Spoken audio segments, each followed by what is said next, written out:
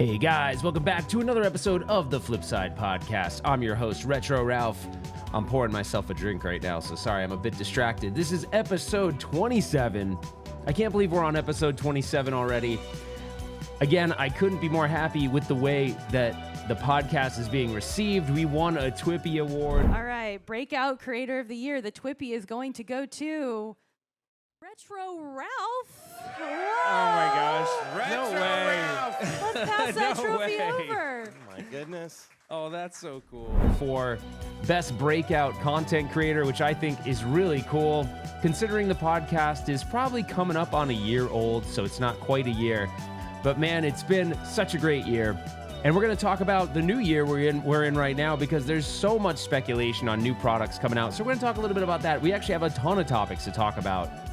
But as always, before we get into all of that, a quick word from our sponsor, Flippin' Out Pinball.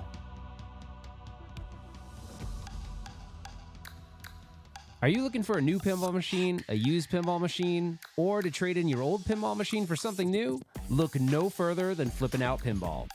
They can handle all your pinball needs, they ship anywhere in the United States, and they will give you the best experience in the business. Check out the link to Flippin' Out Pinball in the video description for more information.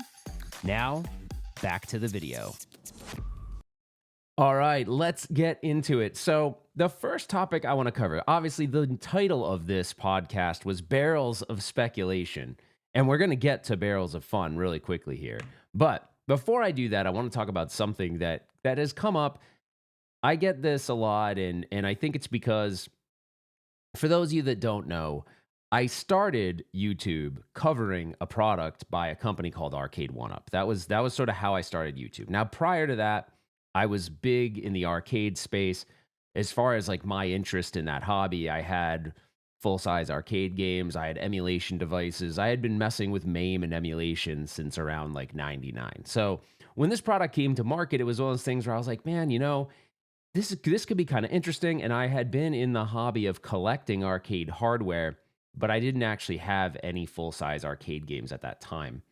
So anyways, I got excited about these products because it was supposed to be this, we're going to bring the ability to have an arcade in your house, right? And I think really those products were really cheaply made at the time, but it seemed exciting at the time because there wasn't anybody that was really doing that kind of thing. So trying to like downscale an arcade game to put into your house.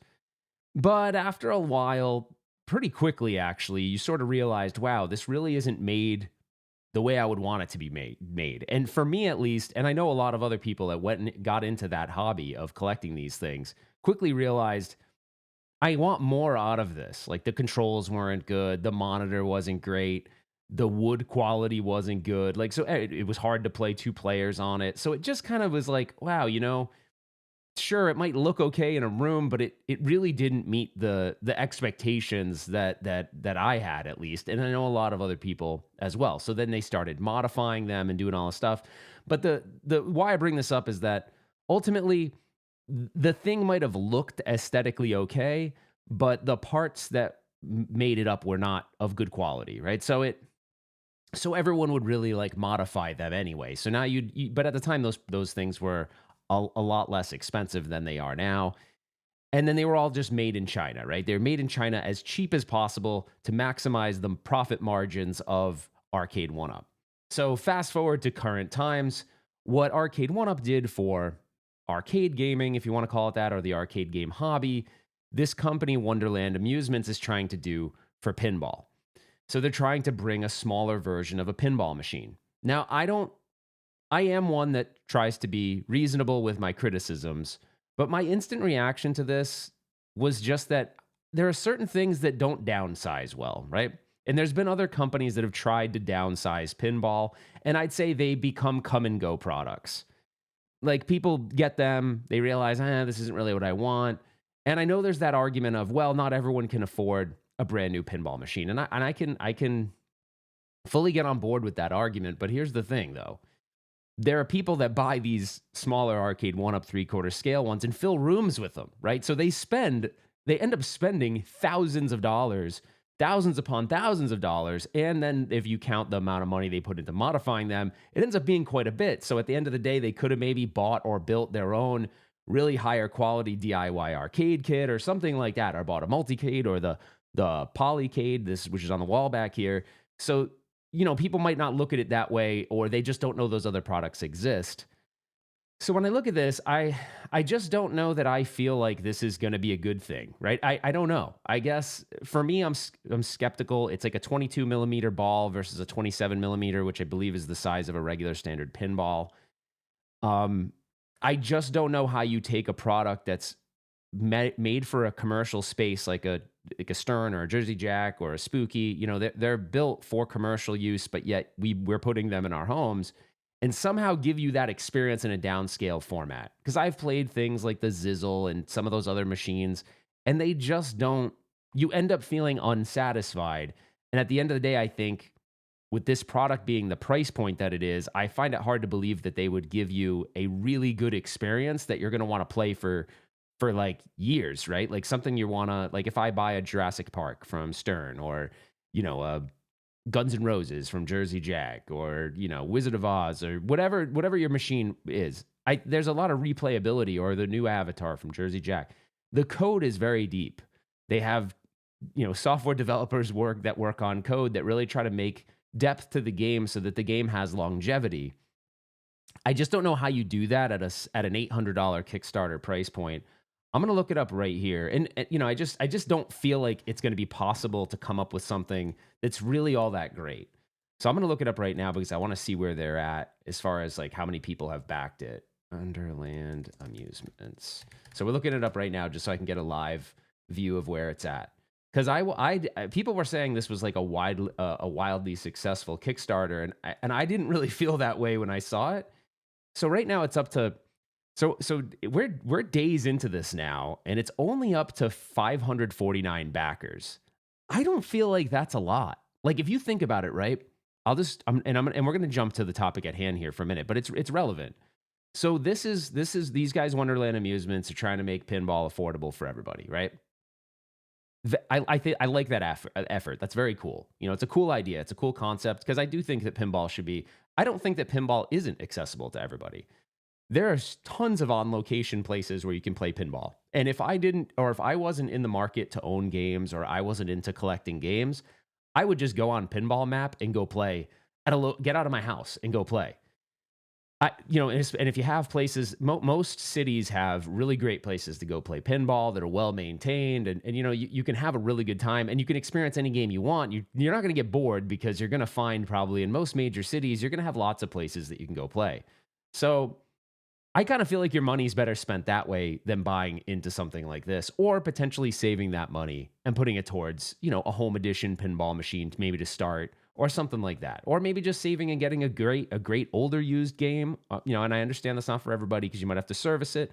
Or maybe a lightly used newer game by whatever manufacturer you choose. So right now it has 549 backers. If you really think about this, right? I'm comparing it to the arcade one-up space because that's something I know a lot about. So they were selling at the heyday. They were easily selling 10,000 of a single game, right? So let's just say Teenage Mutant Ninja Turtles. They could sell 10,000 of those. And they've sold up to, I think they've advertised, I don't know, there's no way to confirm this because Arcade One Up is not a publicly traded company. But I think they've said something like they've total sold was like 4,000 units. Now keep in mind, sold means sold to retail partners. So it doesn't necessarily mean sold through to the consumer. So that could mean that a lot of these are sitting in warehouses and stuff, which I bet there are.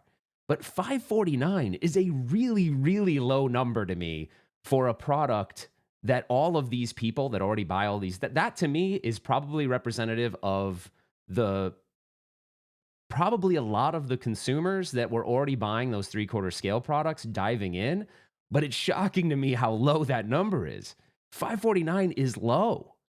And the thing is, we've seen companies like Deeproot come and go. There's been a lot of traditional pinball companies that have not been able to make it successful for various reasons. Bad business practices, whatever it might be, parts availability. They just don't have the size and scale to produce the units.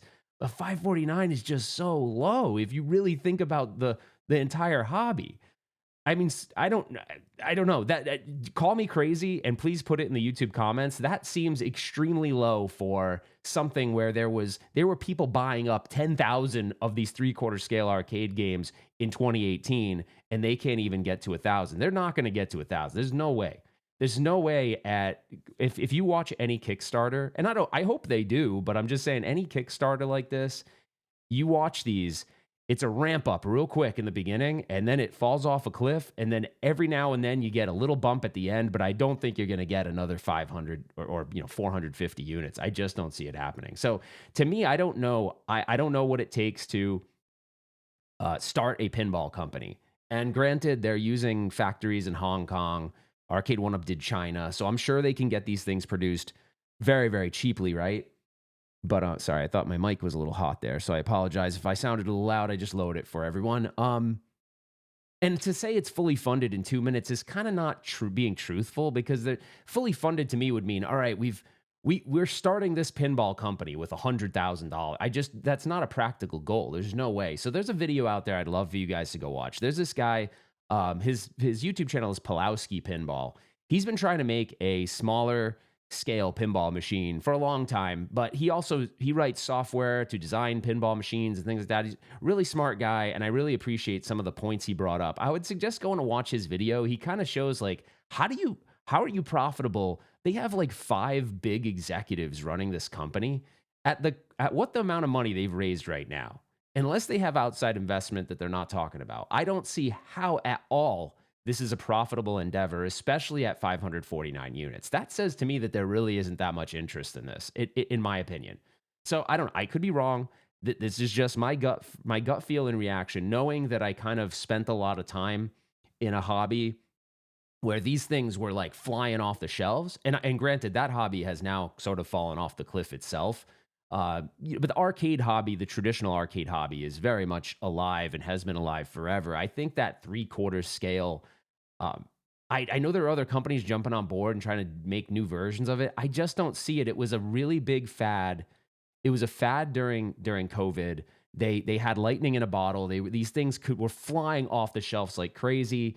And you can just see by just general YouTube views on this kind of content that people are just less interested, or they're going alternative routes. They're like, wow, I poured so much money into this when I could just have a single polycade, or I could just have some other DIY. So anyways, we'll see where this goes. I'm going to have a link to Pulowski Pinball in this video or the podcast, so you guys can check it out. But it was just interesting, his take on it, because now granted, he's much smaller scale. He is trying to make a smaller scale pinball machine. That project has been put a little bit on hold, I think, but it is something he still has aspirations to do. As a matter of fact, I've talked to him a couple times, and he offered to help Wonderland Amusements with their pinball machine, and they declined. So it's kind of interesting because they're building pinball machines with really very little to no knowledge about building a pinball machine, which is also kind of a concern.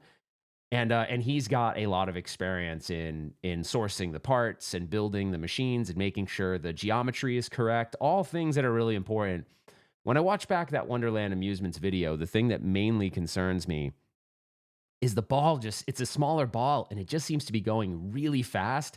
It just doesn't mimic, to me, the mechanics of an original, what we would consider a traditional pinball machine. So I don't know. I don't wish them ill will. I don't wish them bad luck. I just think that everyone's saying this is uber successful, and I look at it and go, they haven't even raised $1 million. It's $560,000. And they have 5 bigger executives on the staff that I'm sure want to get paid or make money. I just don't see how they would do this with 549 backers. So I don't know. And I think it's kind of come to a standstill. So anyway, that's my take on that. The one thing I will add too is, you compare them to someone like HomePin. So HomePin is a pinball company out of China. Their stuff, I've seen some videos on it. I've never actually experienced one in real life. I don't know. Maybe there's been some I don't know. Maybe I've just never paid attention to it, but I don't know if there's ever been one at Pinball Expo. Maybe they're there every year and I just don't notice them, or I don't think that company comes, but maybe someone brings one. The Blues Brothers is the latest one that they released. Their stuff seems their stuff seems a little cheap at their prices, and I want to say their price is more like 4,500. I can't remember exactly. So we'll see where it goes, but let's jump to the topic at hand. We have a couple more topics we're going to cover. So barrels of fun. What the hell are they doing? We went on the tour during the Twippies, and I felt like, first of all, I have nothing but amazing things to say about Barrels of Fun. They are just like class act, top quality. I have no doubts in their ability to make a great machine. I think Labyrinth was very successful for a first game that they released. Granted, Labyrinth is a little niche. I enjoyed that movie as a kid, but I know that some people just don't have that connection to that movie. I really loved it. I think that genre of sort of fantasy movies in the 80s was really popular, and I also think it was just creative. Like there was a lot of creative things going on at that time. Now it's just funny because whenever you watch literally anything that has about Labyrinth, there's always a comment on David Bowie's private area, but whatever. I don't know. They always bring that up. I as a kid, I didn't fixate or notice that at all. But I think as an adult, you kind of do because you're like, oh, okay, like maybe could have wore something under the tights. I don't know. But anyways, this is a family show, so let's not go too far down that direction. So let's see what are the things. The strongest rumors for Barrels of Fun are really these three: Dune, G.I. Joe, and the Goonies. And we covered this on another podcast. But here's my thing. Dune, like I did watch the movies of Dune, but I don't really I don't have, and I think they made more modern ones. I wasn't like this hardcore Dune fan. However, I was a really big fan of Dune 2, the computer game. So, and I can always remember Harkonnen units deployed. Like that game was very cool, and it blew my mind at the time because sound cards in computers could only do so much, and at the time they were exploiting a lot of great the soundtrack on the game was good, the audio, all the voice acting was good. So I loved Dune 2, the computer game. But I don't necessarily have a lot of nostalgia for Dune, and I don't know if people here's the weird thing about nostalgia. Because nostalgia obviously is a great way to sell a pinball machine. I mean, obviously, like that is an obvious thing that these companies exploit. They try to find a property that they know their demographic would respond to, right? And I just feel like here's the weird thing about nostalgia. You just slide the bar of age 5 years up or 5 years down, and all of a sudden, what's nostalgic to those people is different sometimes than the nostalgia of someone only 5 years older than them. So I don't know what the age group would be to be nostalgic about Doom, but it's not me. I'm 45, and that is not something I'm super interested in. Now, if that is the game they make, I will definitely want to play it because they make a high quality game. So I think it could be interesting, but it would be less interesting to me. G.I. Joe. Obviously, I watched the cartoons growing up as a kid. I had the toys, not all the toys, obviously, but I had some of the toys. I think I said this on a prior podcast episode. I had a friend that had like the whole base and the aircraft carrier and all that stuff. I didn't have all that. I got to play with it at his house, but I didn't have all that. So G.I. Joe is just one of those ones. Yes, absolutely. I think you could do amazing things with that property. But the one that I'm most interested in, and this one only came to fruition because there was some weird stuff, and I honestly don't know who put it there. I don't know if they put it there to mess with us. I don't know if they put it there to throw us off the scent. But at the Barrels of Fun factory, on one of the sub-assembly racks, so sub-assemblies are like basically these components that go into a pinball machine as a separately built unit that gets put in. So where the sub-assemblies were being put together, there was a pirate ship on top of a rack. And I was like, okay, that's weird.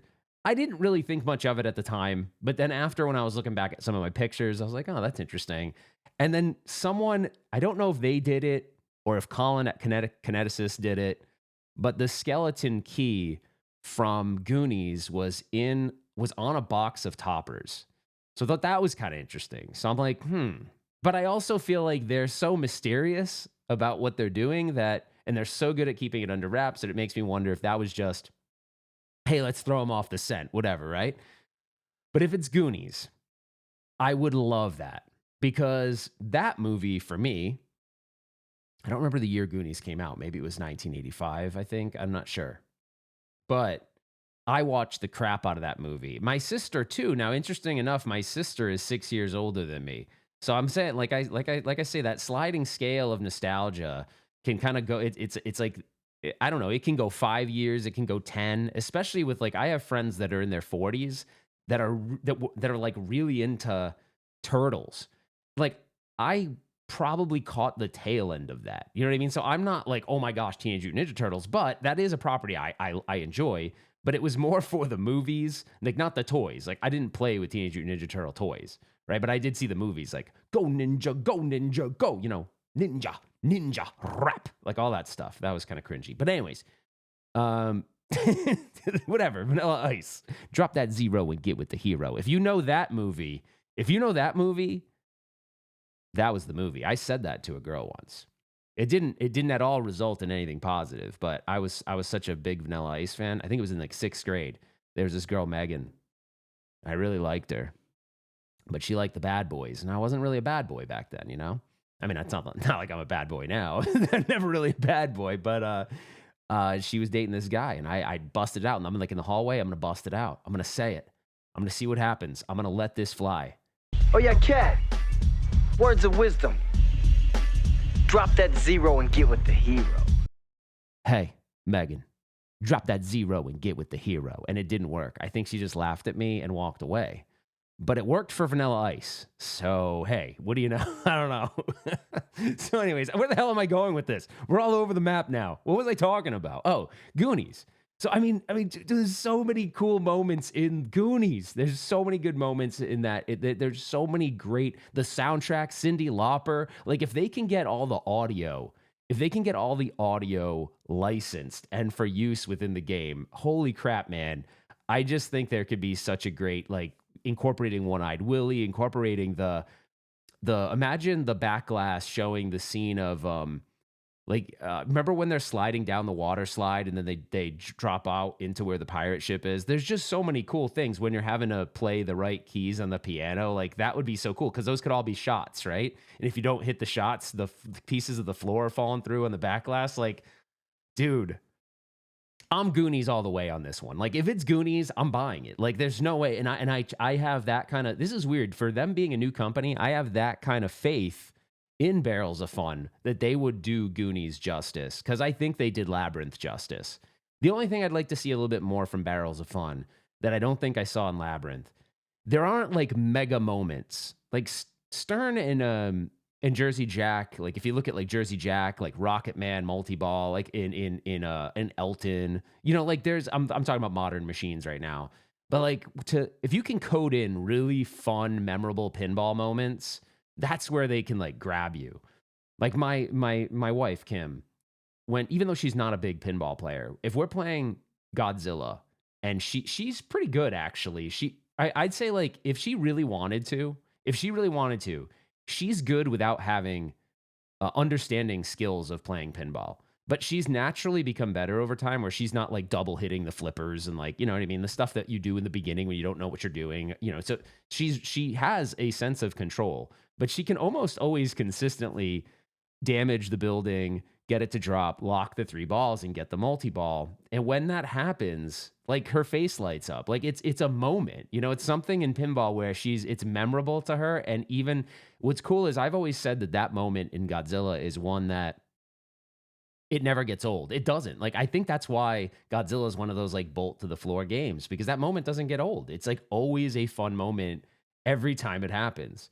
I don't think I find that, and maybe I just haven't played it enough, but I don't feel like there's a major moment in Labyrinth, and maybe there is. If you're listening to this, and I have not obviously gone all the way through the code on Labyrinth, so I haven't seen the whole game, so maybe there's something in there that does have that moment. But anyways, so I hope it's Goonies. That's my pick. Even though I was always sticking with G.I. Joe, I think I might be wrong on that. I think it might be Goonies. I think G.I. Joe would come from them though, because it makes sense because of I think it's Bob. I can't remember the guy's name over there. His involvement with the G.I. Joe fan groups and stuff. It just make that rumor completely makes sense that they would do it at some point.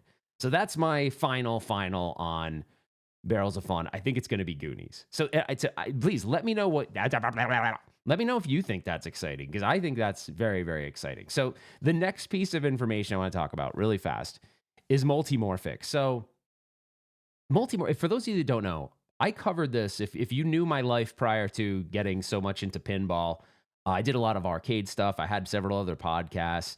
And I did I can't find it though. I was trying to find it. I did a podcast about virtual pinball. And in that podcast, and this is like 5 years ago or something, probably close to 5, maybe 4.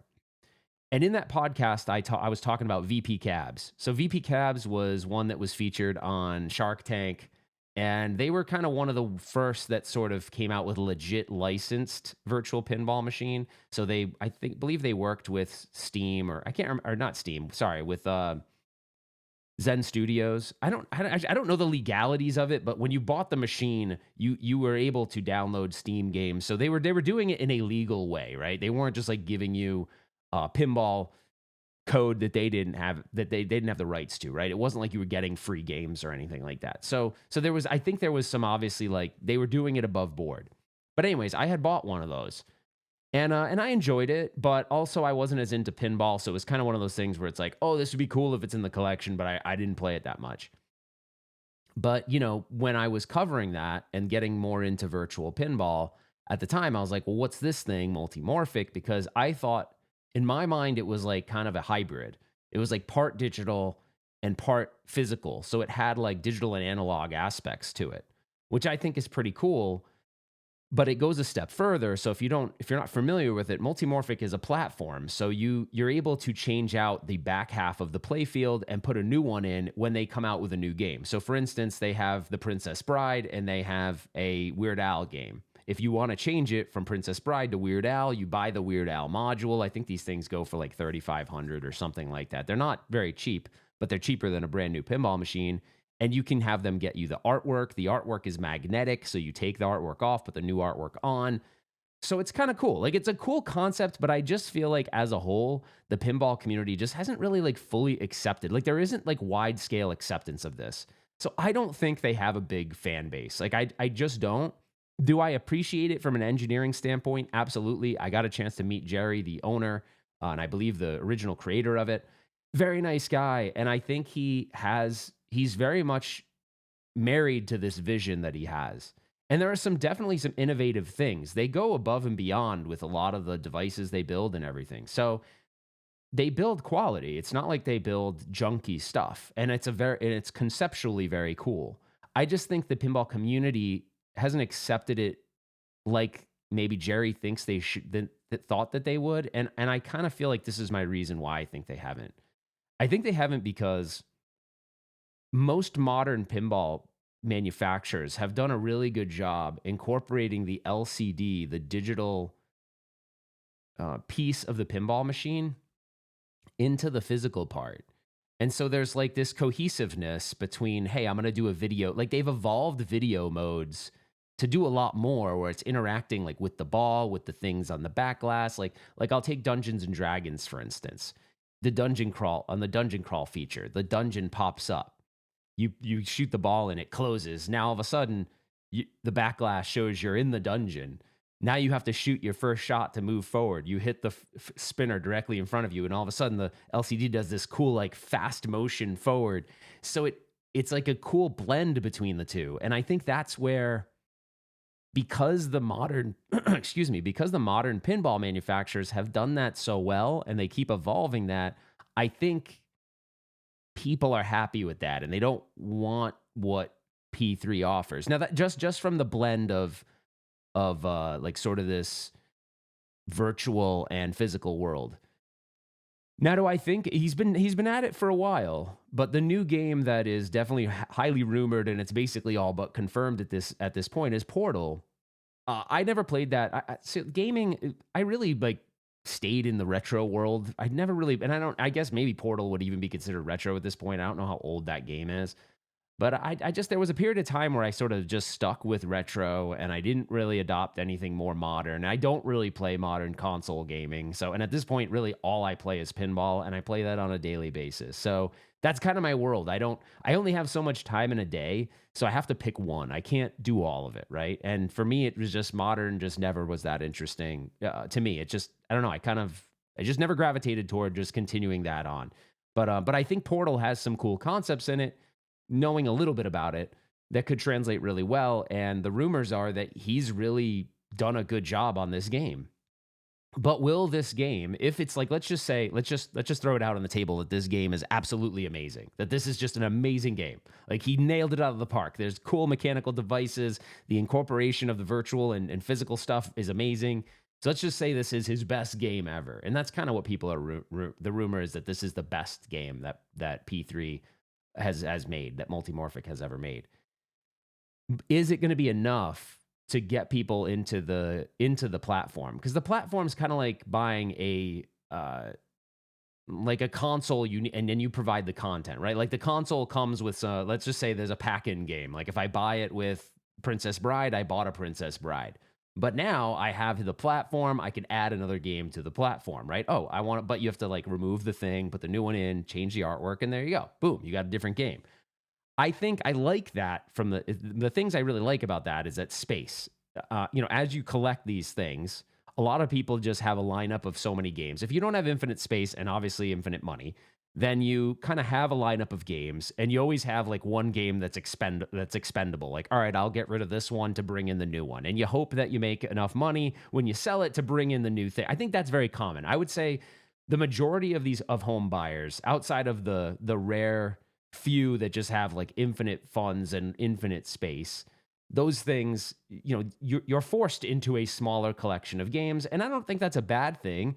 And then you kind of swap them out as you experience the whole game, and I think that's a fun way to do it. The downside to that now is that resale prices are just not what they used to be, so you do lose money in doing that now, where before, and you lose more money depending on how. On most games, you lose more money if you go with like the LEs or the premiums, or the CE on the Jersey Jack side or whatever. So I don't know. We'll see how it goes. I'm excited. I think at Texas Pinball Festival it'll be there. I'm always like, I really did like Multimorphic when I played it. I've never owned one. I don't know how reliable they are long term. I don't know if it's a lot of maintenance. I don't know. I don't know a lot about it, other than I know that it exists. I've played it before. I know that it's not been widely successful, but I appreciate Jerry's ambition and his drive and the engineering efforts they put behind the product, because it's very different. He's doing something that's different from everybody else. It's just he hasn't hit that like moment where people are like, I have to have that. And I don't know if this is going to be that I gotta have it moment. He needs that moment, I think, because I don't think he wants to stay in this like smaller user base. He wants to grow the user base, and I don't think right now it's growing fast enough. And games like Weird Al, I don't think have really pushed the envelope for him. So we'll see. We'll see where it goes. I really hope that this game is really successful. I hope people love it at TPF, and I hope they like it enough to want to buy into his platform, because that's just more pinball out in the world, and him being successful means these pinball companies will stay in business. Right now, I want to say we have like 8 of them. I think 8 of them in the United States that are US based. I think it's 8. I can't remember. It's either 7 or 8 or something in the United States. So, although that's not counting the ramps road trip thing. So maybe it's 9. I don't know. Anyways, and you got Turner. So there's a lot of pinball companies out there. And Turner's an interesting one. Like Turner. I love Ninja Eclipse is cool, man. I like Ninja Eclipse. I played that at when I was out in Texas, and I really like that game. So I'm interested to see what he does. But anyways, getting back and closing off on the Multimorphic thing, I hope Jerry's wildly successful with this game, and he gets some more of his games out there in the world, because it is cool to have a platform that is like a gaming console that you can provide additional content for. And I got notes today because there's so much stuff I wanted to cover. Normally, I just go off the cuff with this. Oh, I did want to mention this. So Multimorphic also has released an invisible glass. So right now, the invisible glasses that I've bought, and by the way, I'm one of those, when I buy a game, the invisible glass is coming. It's here before the game's here. Always. Like, I am a glass snob. I feel like I'm looking through dirty glass now when I look at regular glass. I can't do it. I mean, I will say, if you don't want to invest in invisible glass, at least turn your back box brightness down during gameplay. That helps a lot with glare. I still do that with invisible glass, but I'm telling you, it's great. And I've had Invisiglass, which is at JJP. I've had HD Glass, which is Stern. I've never tried Voodoo, and there's PDI. So I think there's PDI, Voodoo, Stern, or so PDI, Voodoo, HD Glass, which is Stern, Invisiglass, JJP, and now Multimorphic has something called PinnGlass. I think they're going to have it for sale at Texas Pinball Festival, so you might want to give that a shot if you're looking for. Maybe they'll have it at a discount that's cheaper than the normal price. I think the normal price for most Invisiglass is like $249 or something like that. So it's not cheap, but man, it makes such a big difference, especially if you're someone that's into modding your pinball machines. Like if you're going to mod your pinball machines, you want to see those mods, right? You want to see, well, plus you just want to see the playfield better.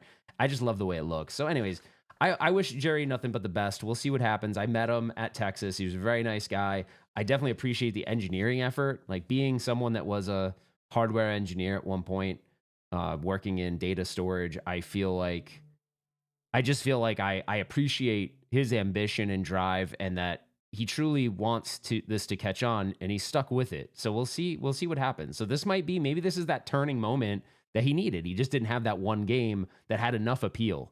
P3 for me is not nostalgic, but I think it might be for a lot of people. I think a lot of people enjoyed those games. I want to say there's like 2 or 3 of them. Maybe there's only 2, but people enjoy those. So maybe this will be the one that they'll will bring it over the top. So I have some other news rumors. I believe a very credible source of mine has told me that all right. Let's just say I'm obviously not gonna say who it is, but I think that before Texas Pinball Festival, we are going to finally see the Venom topper. I believe the Venom topper is going to come, and this week we're going into, so the week of the 17th, I believe this week we will have finally a teaser video or something with the Venom topper. I don't know about the other accessories, but absolutely the Venom topper, I think. I'm pretty confident about that, and I do believe that if that is true, then that topper would probably be at Texas Pinball Festival. So that could be kind of interesting. I don't know anything about the topper. All I know is there was a story that George Gomez had said that the original topper had a lot of problems. They were trying to do something very, very innovative with it, and maybe a little bit, pushing the limits of what you should do in a topper, and it just didn't work out. There was like some safety concerns or some reliability concerns. So it got changed. So I don't really know the details of what that was. George didn't really say, and maybe he has on other podcasts, but I don't know. So depending on when you're watching this, we'll see. That may be out already. It may be out already, meaning if you're watching this and it's a week from now, then maybe that trailer already dropped and those accessories are already available. I feel confident to say that the topper will be available, and like Stern always does, they usually release the topper with the other accessories in a trailer. So I would expect that all to be there. So I wanted to close off on a comment. I'm not doing any voicemails today, but I wanted to close off on a comment about Dungeons and Dragons so far, because that's not the latest game, actually. There's one more game that has joined the collection. So sorry, I was taking a drink really quick.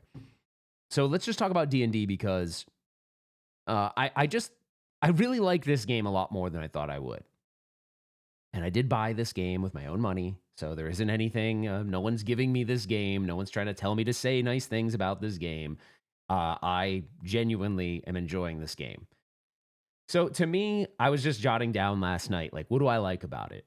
And it's like, how would I summarize it in like a simple way? And I put on my paper in front of me in my notes. I said, it's a very fun mix of pinball and has cool battle elements against the enemies, like the battles against the different enemies you have to face as you traverse through the game. And I really think that's cool. And here's the thing, I'm not really an RPG game fan, really.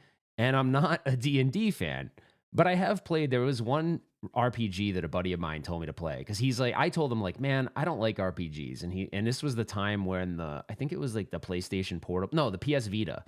The PS Vita was really popular at this time, and he goes, you need to play a game called Persona for Golden. He's like, the story's cool, you're gonna love it. Now keep in mind, I really didn't play any traditional RPGs. I don't know, would you call Zelda an RPG? I don't even know, but like I obviously played like Legend of Zelda as a kid.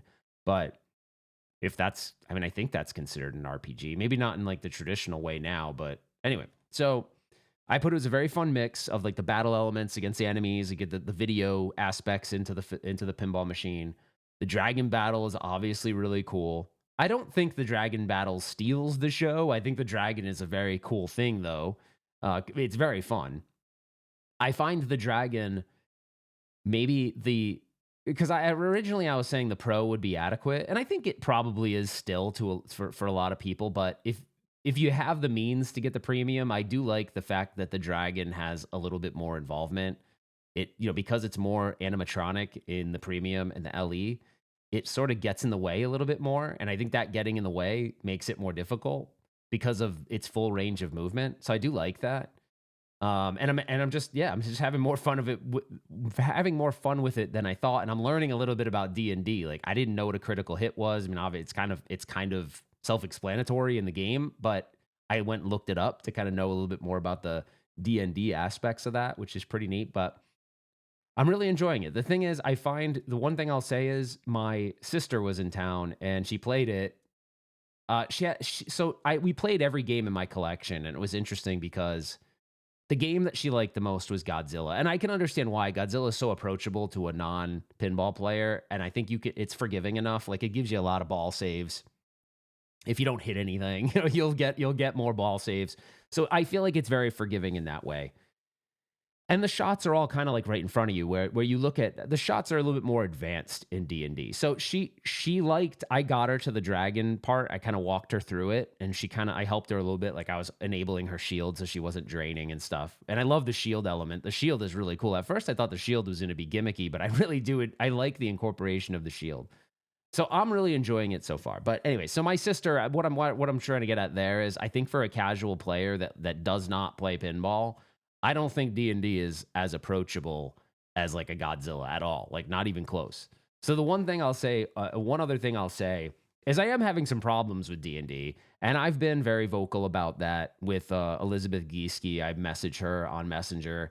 I'm in the Stern Pinball Enthusiast group, and I see people that's on Facebook. I see people engaging in there, and George Gomez has brought up some of the concerns. My particular machine, it's weird. If I'm on Insider Connected, which obviously I am when I play, with the last code revision, I'm getting like crashes and reboots, and it sucks because there's one mode in particular, and I can't think of it off the top of my head right now, but it will crash in that mode. You can't complete it. You cannot complete it. Now, there are people that say in the Stern group that if you don't have it on Insider Connected, you can. I don't know why it would have something to do with Insider Connected. I did play it, though, with my family last night, and none of us logged into Insider Connected, and I did not have any problems. It didn't crash. But with Insider Connected, I'll get these like random reboots and crashes, and I've never had that on any Stern game I've had. The only Stern game I've ever had a reboot on me was in a tournament. It was Elvira's House of Horrors. There is a reboot bug in there in some condition. I think it's if you're skipping through the video clip sometimes. I don't know what causes it. I don't know if it's even been resolved, but I have never had any other Stern game that just blindly reboots on itself. So George Gomez did mention in the Pinball Enthusiast thing that, hey, we've got, we're going to fix that. Like, it's getting fixed this coming week. So if you're watching it and it's on Sunday, March 16th, the week of the 17th, there's supposed to be a code release for Dungeons & Dragons that will resolve several of the reboot conditions. So hopefully that happens. So obviously I'm not that happy about that. That is a real big bummer because I'm traversing through the game. I would like to continue to have progress, but I can't. I'm stuck because it's going to reboot. So there's a mode I literally can't play. And I don't know, it seems sporadic, so I don't know if it's because some people haven't gotten as far in the game, so they're not hitting the bug. So Stern is aware. Supposedly it's going to get fixed this week, so I'll give him the benefit of the doubt. But it does kind of suck because right now I'm kind of at a standstill. I'm playing my other games because I can't really progress through Dungeons & Dragons without this fix happening. The only other thing, now this doesn't affect everybody, but the motor, so it was supposedly it was originally a cable issue. It was that the dragon's, the zip tie holding the cable between the stepper motor on the dragon and the node board was like pulling, the dragon was like pulling on it. So you'd have these like intermittent power spikes that had caused, I think, it was like less than a handful of people's node boards failing. So Stern quickly remediated it, and just said, hey guys, the distributors reached out to those people and said, shut your Dragon off for now. We're going to send the fix kit. That sucks, obviously, if you have a new game, because that is a main attraction of the game. That is the main mechanism that is exciting about the game. So yes, I completely agree that's a big bummer to not be able to use it. The fix kits have been sent out. I don't know how many games this was affecting. If I had to take a wild guess, it'd probably be less than 100, because they stopped the line and then I think they worked on the pros or something. They just did something to fill the time while they got the fix kit. Now, what was interesting about the fix kit I got is I did not expect it to have a motor in it, because no one at any time had ever talked about any issues with the motor. Now, I find it interesting that Stern would send a cable and a motor, because the motor's probably an expensive part. I think I looked it up on DigiKey. I think it's like a $50 part. So, I mean, Stern probably gets it for considerably less money than that, but that seems like something expensive to just send unless you absolutely needed it. So they have not been vocal about why the motor, at least I haven't seen, why that motor needs to be replaced. And my opinion on this is a little bit interesting. And I know people are going to take it as me being harsh or critical, but it wasn't fun taking a game this expensive, even though I'm super comfortable with this aspect of the hobby. And there are people that get really upset when you're like, that's pinball. Like, that's what you do. You have to. And I do agree. Like, part of pinball is like, over time, they will break and you'll have to fix them. But this isn't that condition. This is a brand new game, and something is not playable because of some kind of manufacturing issue, defect, whatever you want to call it. Now, granted, I'll give Stern the benefit of the doubt because they did resolve it. But for me, I felt comfortable putting this fix kit in. But I would be kind of pissed if this was my very first pinball machine, my very first pinball experience, and I went and spent the money and dropped down the money on an LE, and I got shipped one of these first units that did make it out of the line before they kind of stopped the line and resolved it. And I had to do this fix, because you have to raise the playfield. You got to take this, I can't remember what I can't remember what these screws are called. It's like a set screw.